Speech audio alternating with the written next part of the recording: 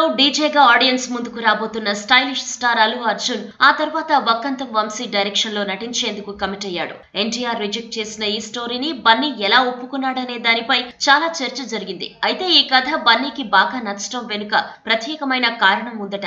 ఈ కథ దేశభక్తి కథ కావటం వల్లే అల్లు వారి అబ్బాయి ఈ స్టోరీకి గ్రీన్ సిగ్నల్ ఇచ్చాడట. ఇటీవల వచ్చిన రానా సినిమా ఘాజీ తరహాలో బన్నీ వక్కంతం సినిమా ఉండబోతోందనే ప్రచారం సాగుతోంది.